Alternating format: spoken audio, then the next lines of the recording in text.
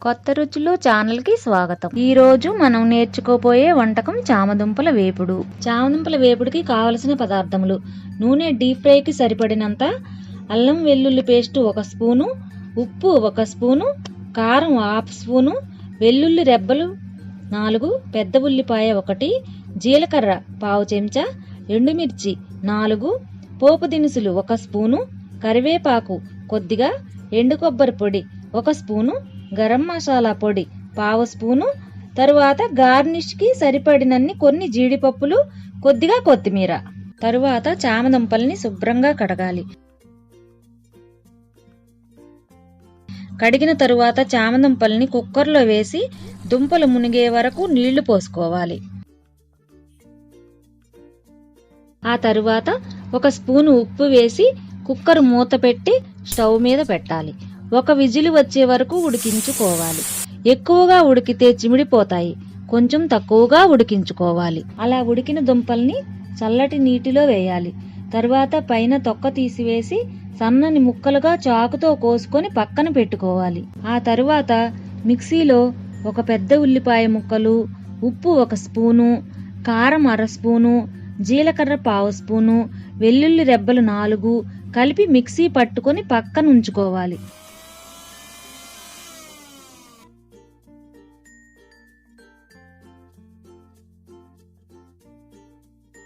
ఆ తరువాత స్టవ్ మీద బాణలి పెట్టుకుని డీప్ ఫ్రైకి సరిపడినంత నూనె పోసుకోవాలి. నూనె కాగిన తరువాత వెల్లుల్లి ముక్కలు, 4 పచ్చిమిర్చి చీలికలు, ఎండుమిర్చి 2, అల్లం పచ్చిమిర్చి ముద్ద వేసి దోరగా వేయించుకోవాలి.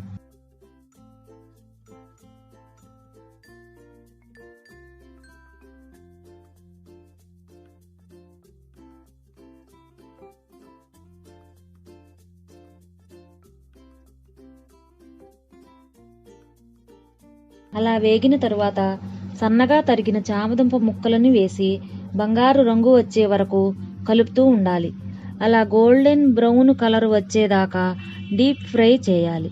అలా వేగిన ముక్కల్ని నూనెలో నుంచి తీసి పక్కన పెట్టుకోవాలి. తరువాత స్టవ్ మీద వేరొక బాణలి పెట్టుకొని 2 స్పూన్లు నూనె వేసి వేడి చేయాలి.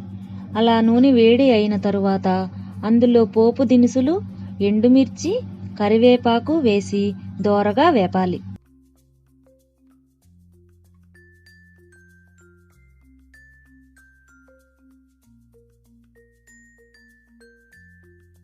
అవి దోరగా వేగిన తరువాత మనం ముందుగా మిక్సీ పట్టుకున్న కారం ఉల్లి ముద్దని వేసి కొద్దిగా వేపాలి. అది వేగిన తరువాత మనం డీప్ ఫ్రై చేసిన చామదుంప ముక్కల్ని వేసి మొత్తం కలుపుతూ వేయించాలి. వేగేటప్పుడు గరం మసాలా 1/2 చెంచా, ఎండు కొబ్బరి పొడి 1 స్పూను వేసి కలిపి ప్లేటులోకి తీసి పెట్టుకోవాలి. అలా ప్లేటులోకి తీసుకున్న తరువాత గార్నిష్ చేసుకోవాలి. మనం జీడిపప్పు, కొద్దిగా కొత్తిమీరతో గార్నిష్ చేసుకొని ఎంతో అందంగా అలంకరించుకోవాలి. అంతే, ఎంతో రుచికరమైన చామదుంపల వేపుడు రెడీ. ఇది రైస్తో మరియు రసం కాంబినేషన్లో చాలా బాగుంటుంది.